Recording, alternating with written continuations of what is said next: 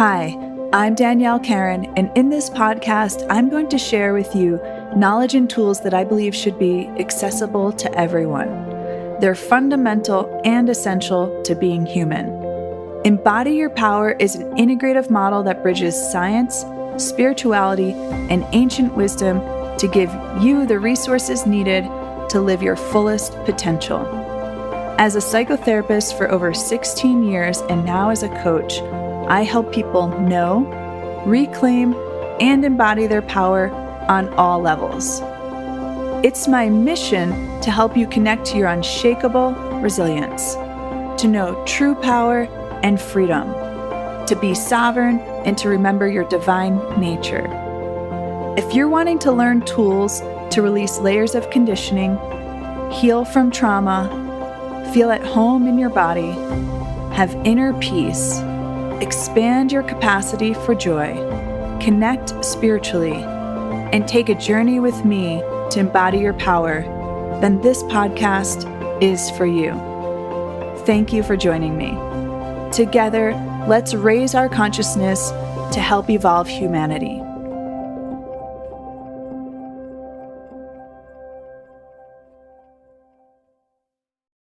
In this episode, I'm excited to share with you my personal story, starting with a major traumatic event when I was 19.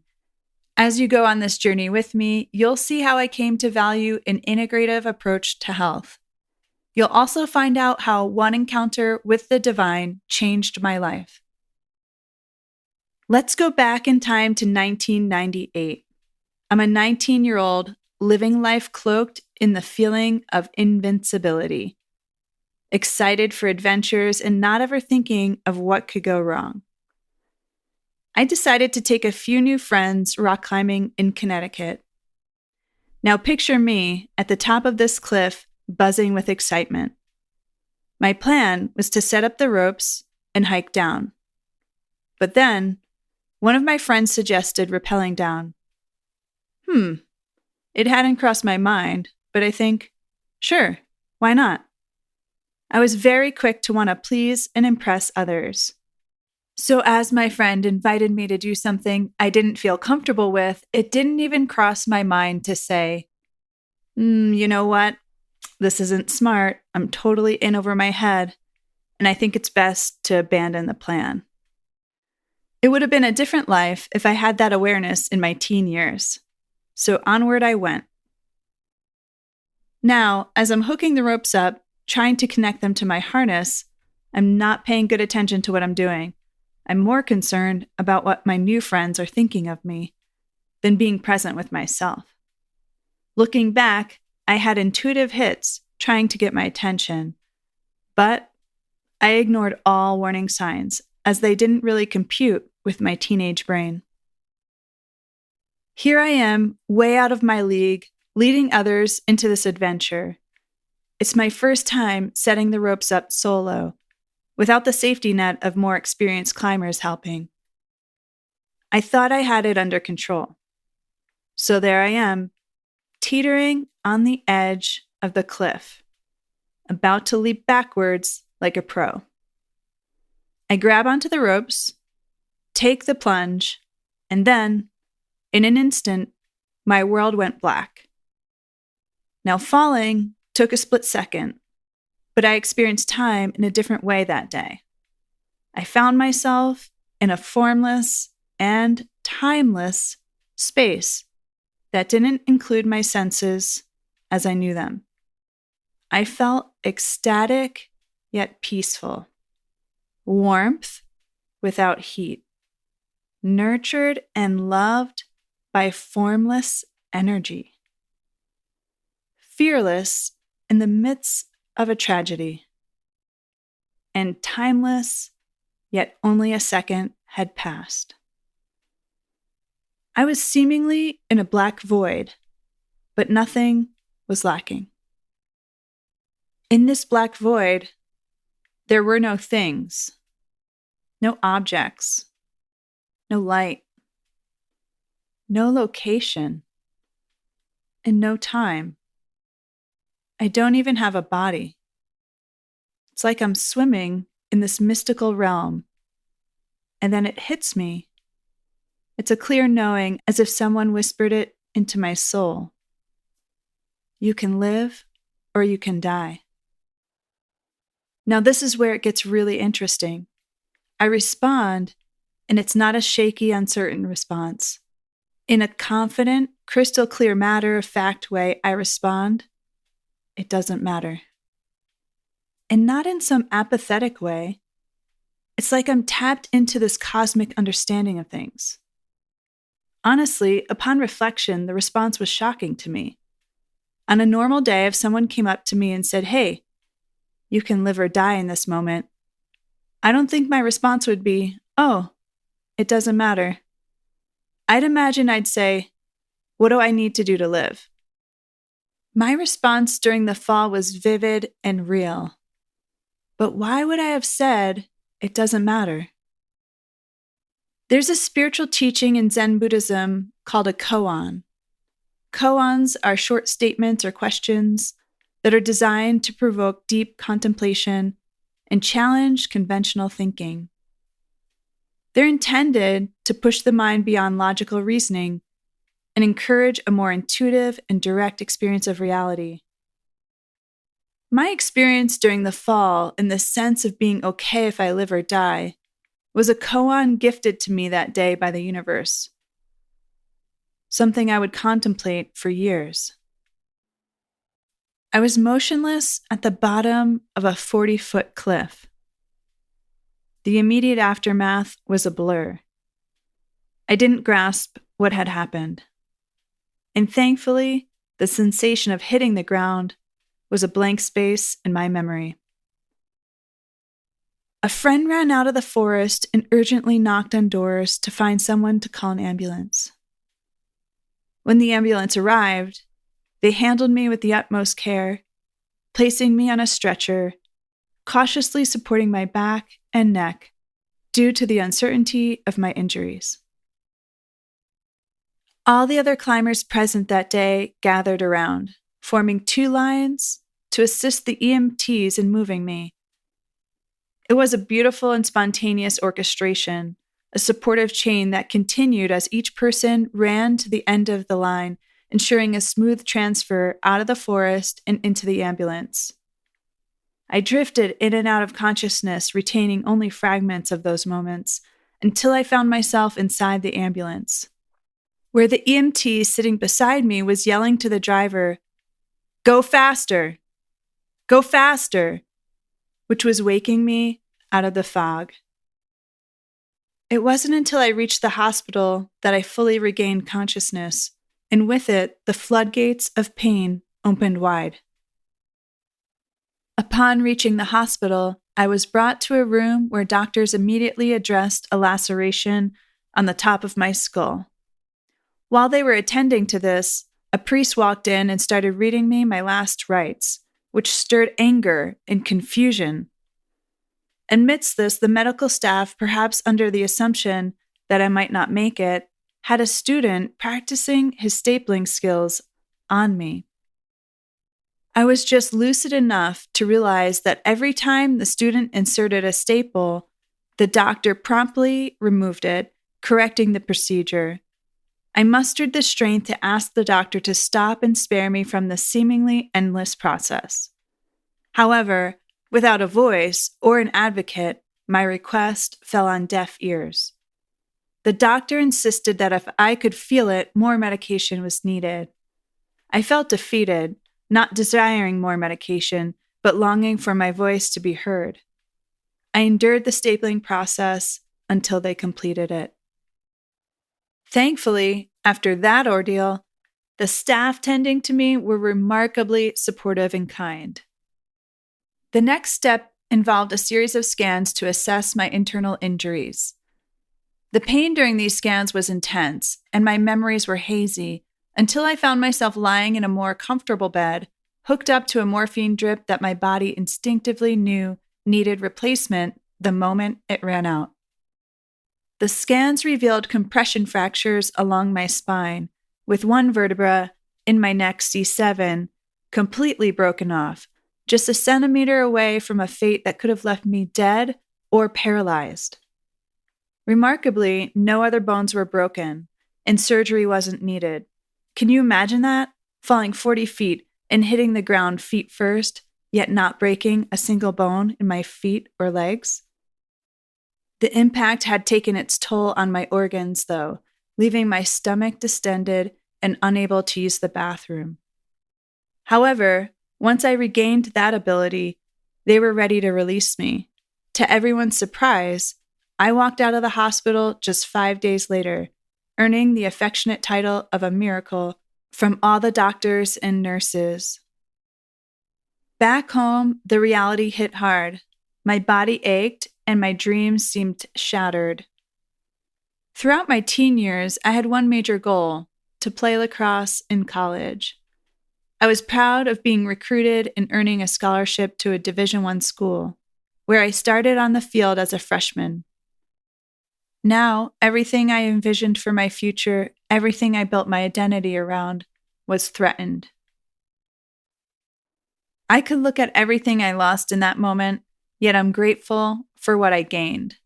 A modern-day initiation that completely transformed me and my purpose. It opened gates to new dimensions. That summer, time seemed to halt and my pace slowed as I recovered. I thought a lot about what happened during the fall. In addition to that mystical experience, I also felt the presence of my beloved grandfather, who had passed away 3 years earlier. I was beside him in his home when he took his last breath, and have felt his protective presence ever since. Was there some kind of divine intervention? I knew I could have easily died that day, but I don't remember making the choice to live.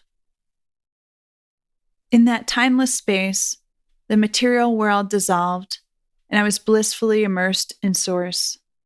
It took years to unravel the layers of everything I encountered that day, and it continues to teach and challenge me. Yet with time, I came to see that the connection to Source that I experienced was the ultimate gift, and I wouldn't trade it for anything. It revolutionized my perspective on everything, compelling me to confront my mortality and leading to a profound understanding of who I am. After the daily morphine drip routine at the hospital, I woke up at home in a daze, grappling with existential questions. Who am I? Why am I here? Where did I come from? Why did I live? What's my purpose? What happens after I die? What was that extraordinary place I went to that was timeless and beyond ordinary reality? And what really is the nature of reality?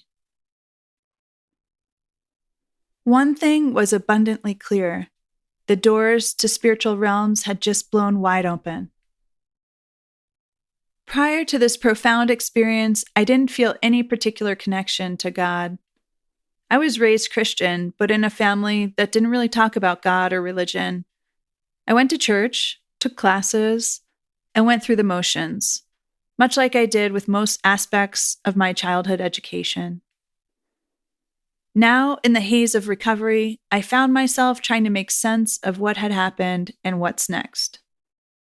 Despite needing pain medication for a few more weeks and wearing a brace to ensure my body stayed aligned and upright while my bones healed, time seemed to stretch endlessly that summer, as everything I had been working toward was put on a hold.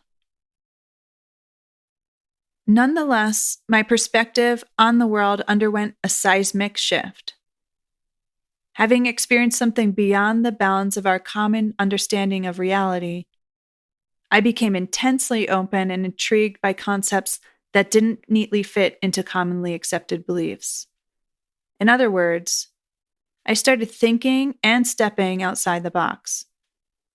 This sparked a lifelong interest in spirituality, unconventional wisdom, and the nature of reality. In this episode, I'm excited to share with you the key elements that influenced both my healing journey and the trajectory of my life's work. At the young age of 19, my identity was intricately woven around two pillars: playing lacrosse and aspiring to be a physical therapist. After a summer of recuperation at home, I returned to college and embarked on the journey of rehabilitating my body. Still under my scholarship, I had the privilege of working with the university's physical therapist every day. It was an interesting twist of fate.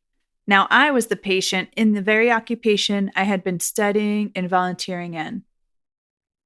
Pushing and overriding my body had always been a fundamental aspect of training as an athlete. However, after the fall, I couldn't find any motivation to do that. Surrendering to the reality of my body's transformation was far from easy. From the peak of physical strength, where I was doing G.I. Jane-inspired one-arm push-ups, I plummeted to the state of vulnerability and injury. Even the simplest movements, like lifting my arms above my head, were painful. Amazingly, I recovered enough to return to playing lacrosse in the spring. However, reality hit me with a few truths. I couldn't reclaim the strength and ability I once possessed, and consequently, my playing time in games diminished. I couldn't envision excelling in the sport as I had before, and the fact that I wasn't as good as I used to be weighed heavily on me. Another revelation during this period was that although I was grateful for the physical therapist who assisted me, pursuing a career solely focused on the physical structure no longer felt fulfilling. Falling through a mystical realm had shifted my perspective, and I yearned to work with people on a deeper level. This realization propelled me into an identity crisis. What do I do now?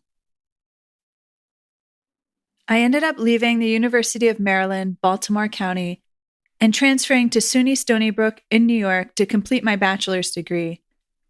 There, I made a significant shift in my academic focus, switching my major to psychology. I was on a quest to find ways to help others that felt meaningful and rewarding. I craved to understand the root causes of things and not superficial remedies. As I immersed myself in psychology classes, a spontaneous change occurred in my life without much thought or planning. I stumbled upon the concept of a vegetarian raw food diet and almost instinctively decided to adopt it the very next day. Without a clear reason why, it just felt like an innate, yes, I want to do that. Armed with a disciplined approach in certain aspects of my life, I wholeheartedly embraced this raw food lifestyle, consuming only fruits, vegetables, nuts, and seeds for a year and a half. During this period, I noticed significant changes in my body, feeling lighter and experiencing a vibrational shift. The impact was so profound that it prompted me to delve into the realm of nutrition, seeking to understand the connection between my diet and these physical changes. My exploration led me to read numerous books on nutrition, ultimately inspiring me to pursue a degree in the subject. After obtaining my bachelor's degree, I enrolled in a holistic nutrition master's program. This educational journey, starting around the age of 23, marked the first time I received comprehensive knowledge on the significance of good nutrition, spring water, herbs, detoxing, fasting, superfoods, and much more. The program also introduced me to alternative healing paradigms, encouraging me to think outside conventional frameworks. To see how all of this is applied, I took a position at a place called Hippocrates Health Institute in West Palm Beach, Florida. Here I got to see how they were using a raw food diet, wheatgrass, green juices, colonics, and other alternative therapies to help people heal from all types of illness and cancer. A pivotal moment occurred during my studies when I came across a profound book titled The Politics of Cancer by Samuel Epstein, published in 1998. This revelation shed a light on how the National Cancer Institute and American Cancer Society had systematically obstructed funding for research on promising non-toxic alternative cancer treatments and protocols. Instead, they favored highly toxic and often ineffective patented drugs developed by the multi-billion-dollar pharmaceutical industry. Not only that, the book gave many cases of the cancer establishment systematically harassing people who actually had a track record of healing people using non-toxic treatments.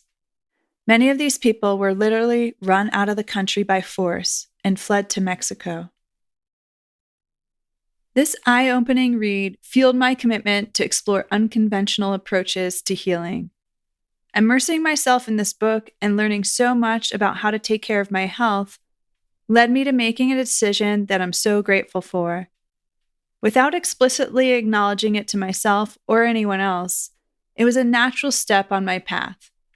I decided that at all costs, I would avoid traditional Western medicine unless it was absolutely needed, like an accident such as my fall, for example. Since then, I've remained committed to educating myself and taking responsibility for my health. Understanding that there isn't a one-size-fits-all approach to diet and health, I've experimented with various dietary regimens. My approach evolves as I traverse different phases of my life, always mindful of what I put in my body and the toxins in my environment. Seeking out biohacking strategies, I continually explore ways to optimize my well-being. I embrace alternative practitioners, including energy doctors, to support my body and health, steering clear of pharmaceutical drugs and doctors. The decision I made at such an early age is one that I'm very grateful for, as it continues to be a cornerstone of my health journey, significantly shaping my well-being to this day. Taking charge of your own health does take courage, as it's often a trial and error adventure. The kind where you're figuring things out as you go, stumbling upon lessons. One of my first lessons was realizing how much my mind could derail my health. I completely jumped into this all-raw food diet, but it took a turn. Suddenly, I found myself in this rigid, obsessive loop about what I was eating. I realized I had to stop the raw food diet, as I was beginning to experience being a prisoner of my own mind. For someone who values freedom, this was a glaring red flag. I was no longer free, and my social life was slipping away.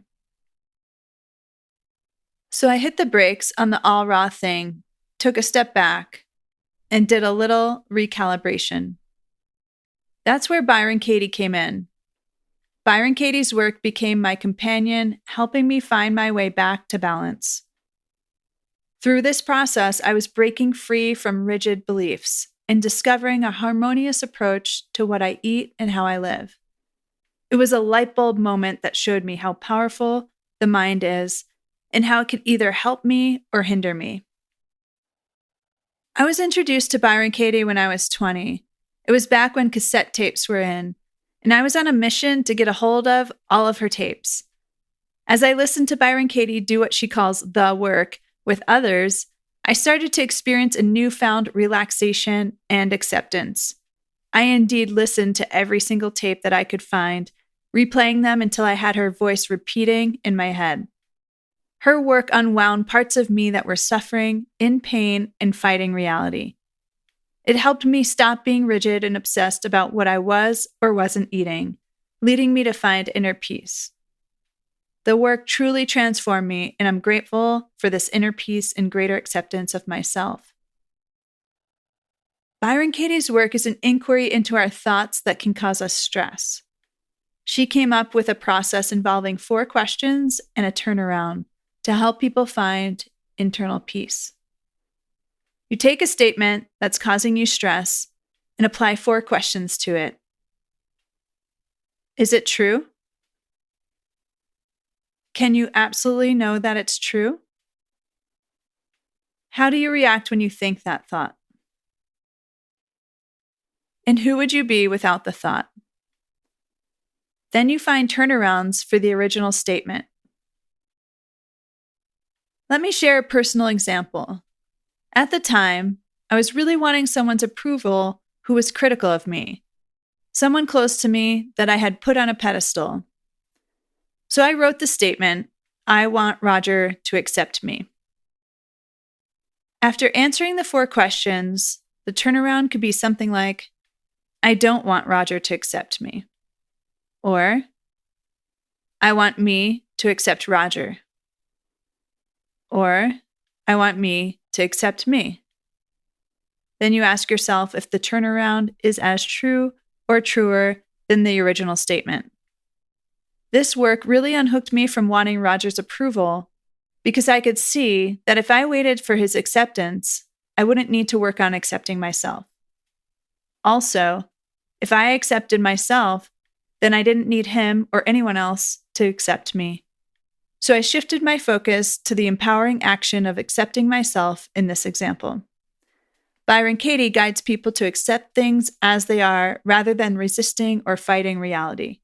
Not from a place of apathy or giving up. We can still change when we accept things as they are. Actually, we can create change more effectively by starting with acceptance. I'm grateful to Byron Katie and learning this work at such a young age as it helped me feel more relaxed, at peace, free, and compassionate toward myself and others. After delving deep into Byron Katie's work, I took a leap and enrolled in the Contemplative Psychotherapy Master's Degree program at Naropa University. Initially, I moved to Florida to pursue my master's degree there. But then, I discovered Naropa, this unique place in Boulder, Colorado. After hopping on the computer and learning more about Naropa, it was an immediate yes. Why? Because Naropa's approach to learning is downright unconventional. In their curriculum, it's unlike anything I've seen. I had a handful of choices for psychology master's programs at Naropa, and what did I do? I went for the one that scared me the most. Now let me tell you why it was scary. Starting the Contemplative Psychotherapy program meant starting with a group of around 30 people. The entire curriculum was already set, meaning I didn't get to choose any of my classes. Everyone was taking the same classes and sharing the same academic journey for 3 years. It scared me to sign up for something that didn't allow me to choose my classes or remain more anonymous if I wanted to. There was no escape, no hiding from these people. Everyone in the group was holding up a mirror for me to look at myself. Uncomfortable? Absolutely. Every day. It wasn't easy, but it was a life-changing experience. I like to affectionately refer to my time at Naropa as Buddhist boot camp, an intense experiential experience that made me literally sweat. I mean, every day I was sweating. Despite not identifying with any particular religion, as I prefer a direct relationship with the divine, I enjoyed learning about Buddhist psychology. I appreciated their philosophy. If you're going to work with other people's minds, you need to know your own. So we would meditate in our classes and were required to meditate at home at least 20 minutes a day. Meditating was very uncomfortable when I first started. It felt like someone was standing on my chest. Now, after our first semester, our class embarked on a trip to the Shambhala Mountain Center. It wasn't your typical class setting. This was a full-on, month-long meditation retreat tucked away in the mountains of Colorado. Approximately 8 hours a day, every day.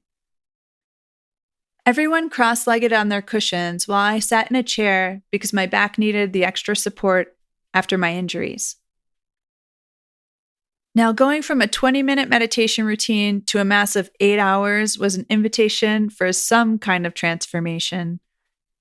That sensation I used to feel like someone standing on my chest during meditation turned into this intense feeling like someone was reaching into my chest, grabbing my heart, and squeezing it. Painful? Oh yeah. It felt like there was a cement fortress around my heart, and meditation was wielding a jackhammer, chipping away at the layers. And at the same time, looking out at the beautiful view of pine trees dusted with snow, surrounded by an amazing cohort, and hearing the sound of the wind blow through the pine trees was serene. It was a journey to my heart breaking through protective layers.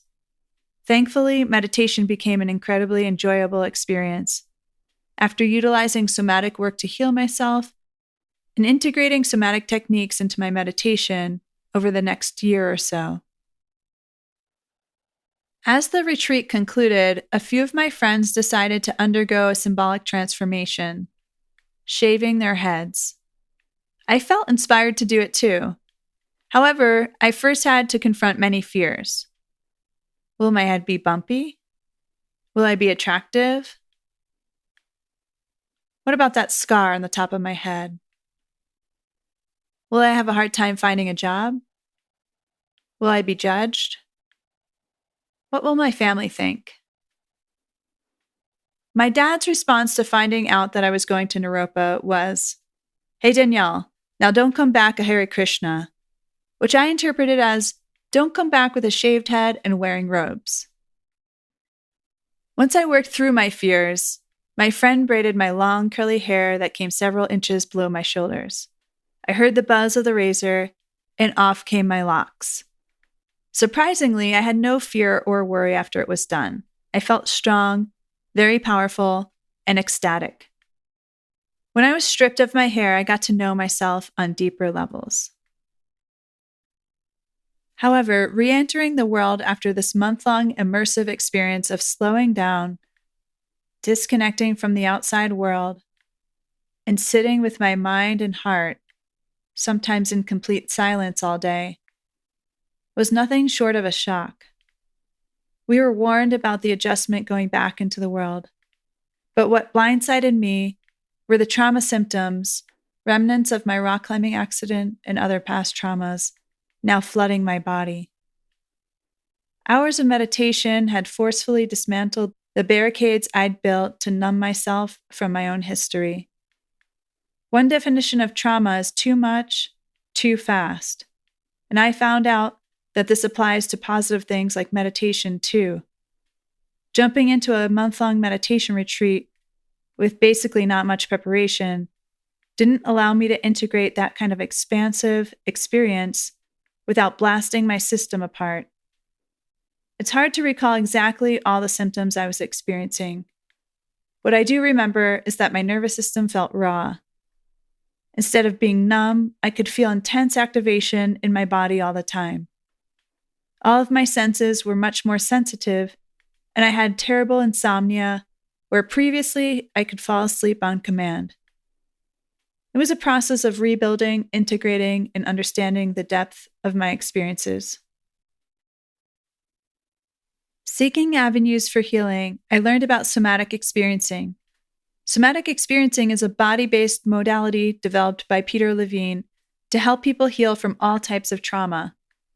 I was attracted to this type of work because I was having so many physical symptoms. When I found a practitioner to work with, I saw how activated I was just to sit across from her. Her attention was both desired and activating. I would sit with my eyes closed for what felt like 10 to 15 minutes in the beginning of our sessions, in silence, working to reduce the intensity in my nervous system. I started by scanning my body to find the most calm or relaxing sensation and focus on that until my whole body felt calm. This is one of the many somatic experiencing techniques that I learned in our work together. She helped me release the activation stored in my body by helping me experience new corrective experiences. For example, overriding my intuition almost cost me my life. And through our work together, I reclaimed my relationship to my intuition as my most trusted guide. When I don't trust it, I almost always experience some kind of backlash. In my work with others, I often ask if they had any intuition about their traumatic experiences. Many people report having some type of intuitive hit that something wasn't quite right before something bad happened. So I find it essential to help people restore their connection with their intuition as their inner guidance. Likewise, I always respect and honor my clients' intuition in all the ways it's guiding them in our work together. By going back through my movements, I understood where I made the mistake in hooking up the ropes. I only hooked one side of the rope to my figure 8 on my harness. So when I jumped, I grabbed one side of the rope while the other went flying up. The medical trauma was another thing I worked through to experience my voice having the power to say stop and protect me. I renegotiated the fall in various ways to help my nervous system heal and experience resolution. At the age of 27, I was blown away by the results of this body-based experiential therapy that I had never experienced before. As I mentioned earlier, I spent most of my life feeling numb in my body. So an unexpected gift of healing with this modality was to feel at home in my body for the first time. My education at Naropa was providing me with an excellent foundation in working with my mind and understanding the philosophy of psychotherapy, but it lacked education on trauma and tangible techniques to utilize. Based on the remarkable outcomes I had with somatic experiencing, it fueled my desire to incorporate this approach into my future practice, bringing relief and healing to others. Fortunately, within a few months, my symptoms vanished, except for the insomnia. That persisted. The practitioner I worked with tried her best and was persistent about using somatic experiencing techniques to help alleviate the insomnia. But I started to get frustrated because they weren't working, and it seemed as though we were banging our heads against the wall. While grappling with challenges in my somatic experiencing journey, I found solace and progress in the realm of nutrition. I was reading a book that opened my eyes to the intricate relationship between neurotransmitters, our brains, our nutrition, and our bodies, and how we can naturally balance them. Intrigued, I opted to have my neurotransmitter levels tested, revealing alarmingly low serotonin levels. Finally, the missing link to my persistent insomnia became evident. Serotonin, essential for melatonin production and sleep, was significantly depleted. Serotonin is our major buffer against stress. So when we have a lot of stress, the levels drop. The ongoing stress I had endured from unresolved trauma had significantly impacted my serotonin levels. I embarked on a natural approach to boost serotonin levels, introducing amino acids that served as precursors to serotonin production. I witnessed a remarkable transformation. Within 3 months, I was sleeping again. This was another eye-opening moment. I realized that when I start seeing clients, it's important that I don't assume that one modality can help someone heal their trauma symptoms. So I embarked on a path to learn many modalities so that I could look through various lenses to help others. Trauma very much can impact every aspect of our being: physical, physiological, emotional, psychological, relational, biochemical, energetic, and spiritual. Therefore, I hold an integrative perspective on health and healing. Once I was able to sleep again, and after all the incredible transformation from the somatic experiencing work, I was free from the symptoms that emerged after my meditation retreat. I went from being comfortably numb to distress with an overactivated nervous system to finding the Goldilocks just right zone where it feels enjoyable to be present in my body and where life feels manageable. I felt so grateful for this new relationship with my body in knowing how to work with intense sensations at any time.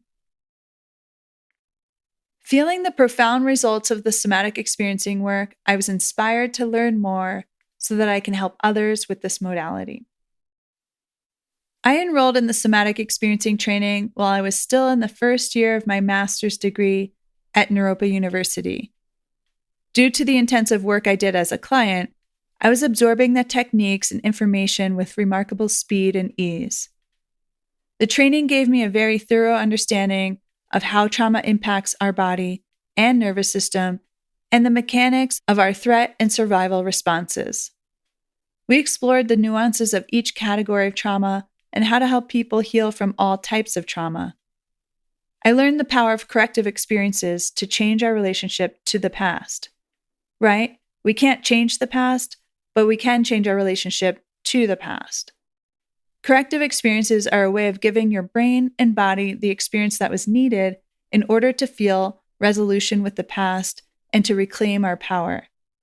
Understanding corrective experiences completely changed how I looked at the world. I began to always think in terms of what is needed to help someone reclaim power and resolution with the past. Over time, I honed the skill of tracking someone's story for key opportunities to assist them in having a corrective experience. While Naropa gave me an extraordinary experiential education for being present with people, Somatic Experiencing gave me tangible techniques to implement.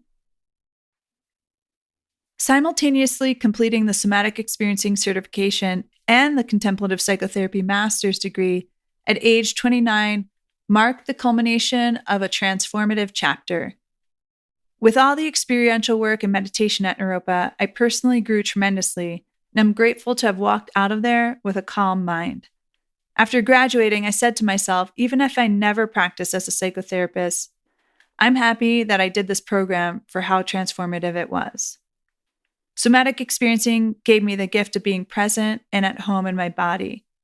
I was now equipped with both a vast understanding of trauma and powerful skills to help people heal from it. I opened my private practice and started seeing clients in 2008 after graduating. As I grew my counseling practice, I continued to search for ways to heal and evolve myself. I like to refer to myself as a deep diver, as I thoroughly dive into many subjects and have a passion for learning and teaching. I like to understand how things work. I see the human being as multidimensional, meaning I believe we're made up of many systems that are working and communicating together. I also like to get to the root of where things originate, so that I can facilitate change efficiently with the most impact. My personal path of growth and transformation has always informed my professional work.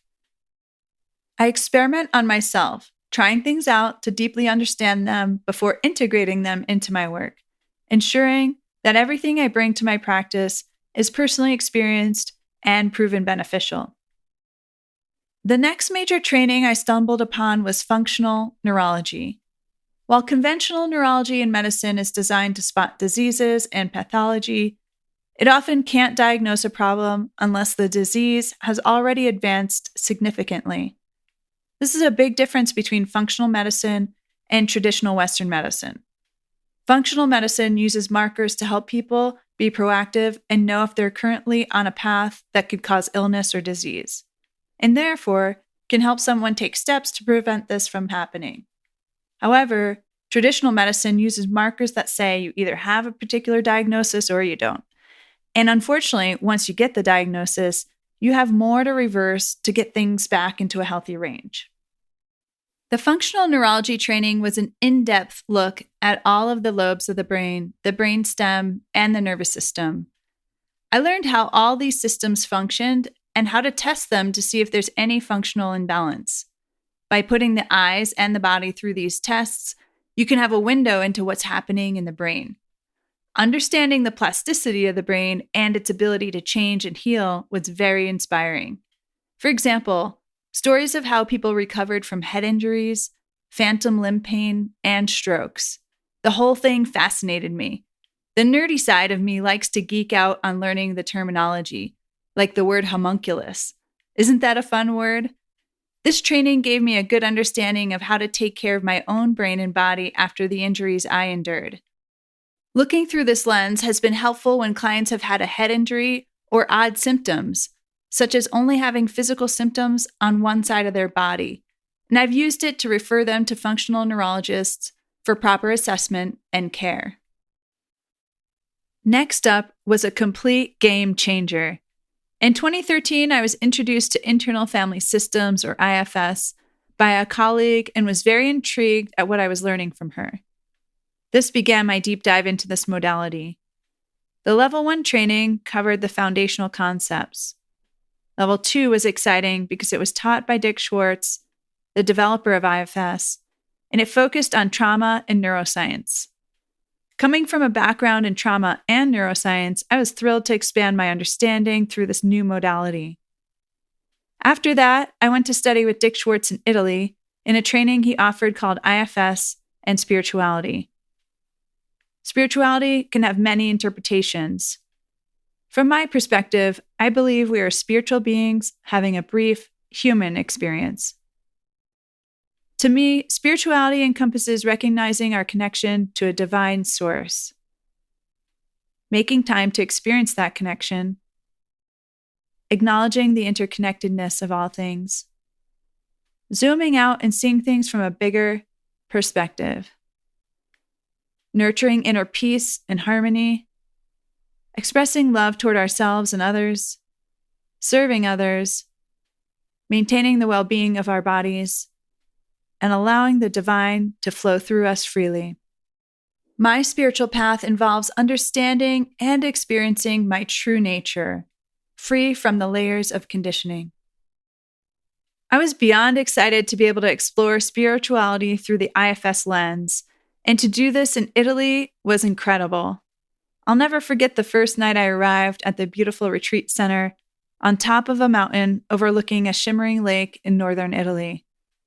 I went to go soak in the hot tub, which was located on the edge of the mountain, with an infinity pool view over the lake. I was surprised to find myself there with Dick Schwartz and his lovely wife Jean and a few others. We all chatted as the full moon rose over the lake, a magical start to a profound week. When I arrived in Italy for this training, I had just started an intensive shamanic healing training. One way shamans help people is to release what's not theirs and retrieve what is theirs, so that they can live their most authentic expression of themselves. So when Dick began talking about the shamanic nature of IFS, I was delighted and I had so many questions. He and I had numerous conversations on the subject at the retreat. A few months later, he invited me to the Sounds True studio in Colorado, where he recorded Greater Than the Sum of Your Parts, a wonderful audio program that's a thorough exploration of IFS, equipped with experiential guided meditations. In Colorado, we continued our conversations. I was exhilarated to learn from Dick that there was a way to help people do their own shamanic work instead of having a shamanic practitioner do it on their behalf. The core self can be used to retrieve soul parts, release burdens, and even free oneself from cords, possession, and other energetic forms that can get attached to us. This resonated with my approach because I prefer to empower my clients to do this work and be actively involved in it, to know their fearlessness in the presence of anything ailing them, to know that they can do it, and to demystify it. What I love about IFS is that it uses a language that many people can relate to, as it's more universal. There are depths to IFS, and what I love is that it can meet people where they're at. So even though IFS by nature is very spiritual, it speaks to people regardless of their religious and spiritual beliefs.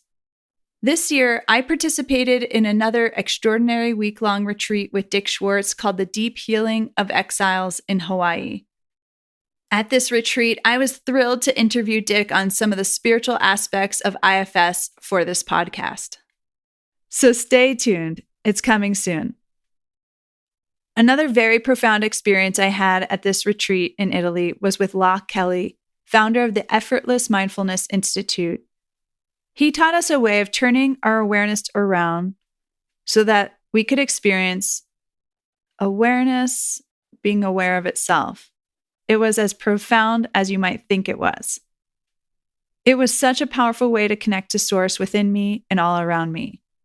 As humans, our awareness is almost always looking out at the world. How often do you think, what's aware of me right now? This is a profound exercise as I began to tap into source being aware of me, or itself, as a unique expression of it. It was exciting to be a part of this retreat where Dick and Locke worked together to weave their understandings of core self, awareness, source, and spirituality. It expanded me and my work in so many ways. From there, I went to deepen my understanding of shamanic work by studying for a year with an indigenous African shaman, the late elder Malidoma Patrice Some. I met Malidoma when I was at Naropa, when he was invited to speak to the students. Powerful and inspirational, his poetic words would often shake my soul. I had done a few elemental rituals with him before I signed up to do a year-long cowrie shell divination training. Divination is an ancient practice of communication between our world and the spiritual realm. It's a way to tap into our intuition and connect with our guides. Throughout history, cultures worldwide have sought knowledge, guidance, and messages from higher consciousness using various divination tools. From the I Ching in China to the runes of Norse tribes and the cowrie shells in African and Caribbean traditions. Part of the training was to deeply understand the elements, so he put us through transformative rituals to connect with them. One that I will never forget was an earth ritual that I initially read about in one of Malidoma's books, where he was buried in the earth vertically overnight in the forest with just his head above ground. Well, we didn't spend the night in the ground, nor were we buried vertically. It started with digging a grave in the earth during the day. At night, when it was dark, we prepared a fire circle, complete with drummers as everyone sang harmonic Dagara songs taught to us by Malidoma. One by one, we would leave the fire circle, strip our clothes off, and lay down in the grave, while others covered our whole body, except our head, with the bright red dirt of the region. As I was lying there, I felt like a tree, with my whole body rooted in the ground, unable to move. I watched the moon rise and felt the soft wind against my face. Being this intimate with Mother Earth, I prayed to deepen our bond, to feel her pulse, and to be taught directly from her. I asked her to remove anything that is not serving me, while I reclaimed a lost connection. This was the second time I had a powerful communion with Mother Earth. The first time was when I was 21, in a sweat lodge with Tom Brown Jr., where I was immediately put in touch with the earth as the Divine Mother, and powerfully moved by her unconditional love for everything. As with all rituals Malidoma conducted, it ended with everyone being welcomed back by the community, singing and drumming by the fire until we were all together again. As I communed with each element, it deepened my connection and understanding of the elements. Interestingly, the elements are used in IFS to transform the burdens we carry, so my greater understanding of them brought more depth to this process. Being around Malidoma was an out-of-this-world type of experience, a true shaman who lived in both worlds, physical and spiritual, ordinary and non-ordinary. I was captivated to hear about his encounters with the spiritual, non-ordinary realms. He would often dive into the realms of dreams, ancestors, quantum physics, and subspace. There were direct transmissions received about the nature of reality simply by being with him. He vibrated at a very different frequency. He would often share things that would blow my mind, which opened me to question where my beliefs originated. For example, why did I think what he was saying was so out there? Perhaps because I was conditioned to have a limited view of reality. This took my desire to think outside the box to a whole other level where I actively sought to get my mind blown. I love when things blow my mind because it helps me break free from conditioning. It returns me to a natural state of curiosity and wonder, and I experience the freedom of the unknown. On my path of getting my mind blown and studying quantum physics, I met another teacher, Dr. Joe Dispenza. Dr. Joe created guided meditations to help people get beyond themselves, beyond their ego, so that they can connect with the quantum field as pure consciousness. The quantum field is another word for source, so having a way to connect more directly with it was extraordinary.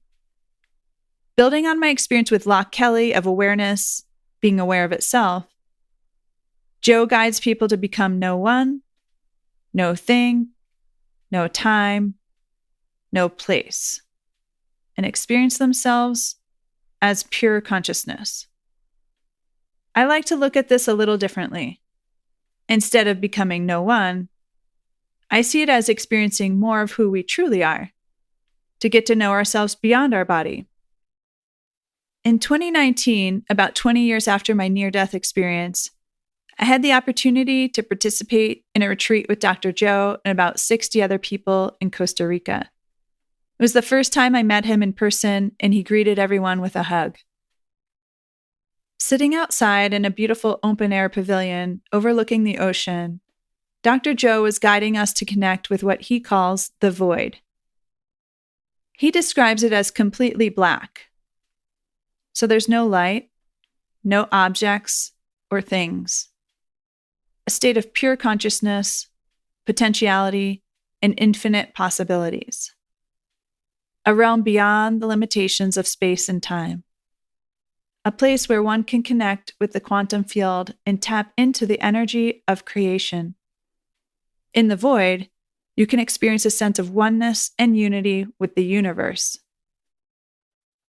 During one of the meditations in this dreamy atmosphere, energy surged through my body and tears began to flow as I was experiencing the void and realizing this was exactly what I experienced during my fall. Now I had a way to intentionally connect with that profound realm again, anytime. It was an incredible gift to feel that kind of connection to Source within me and all around me again. Many years after my rock climbing accident, some clarity came from the koan I was given. Remember the response I had when I was confronted with knowing that I could live or die? I was swimming in the mystical realm while being held by the infinite love of Source, and my immediate response was, it doesn't matter. Something caught me during my fall. It held me in a way I had never been held before. In its presence, there was nothing to be afraid of. I believe this response came from knowing, at that moment, that death was not the end of me, as I was experiencing myself beyond my body. Having this experience woven into the fabric of my being is the most profound way that I know and embody my power. I've always wondered how I can help people know or experience what I did in my near-death experience, as it was so utterly life-changing. Obviously, you can't go seeking a near-death experience.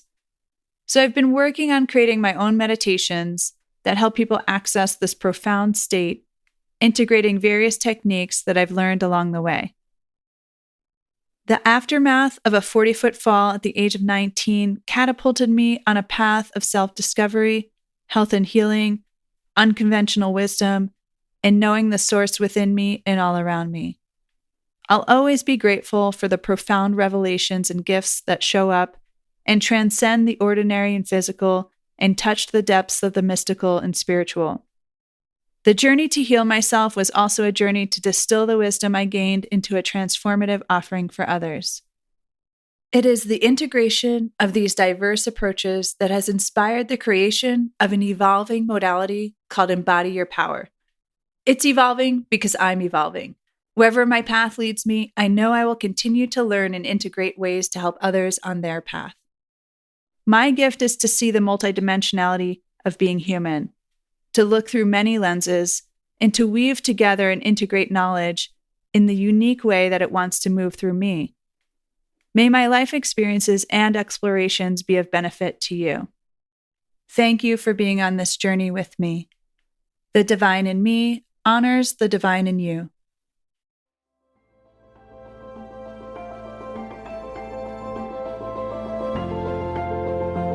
Thanks for listening to this podcast. If you found this episode helpful, please consider assisting me in reaching more people by sharing it with others or writing a review. Together, let's raise our consciousness to help evolve humanity.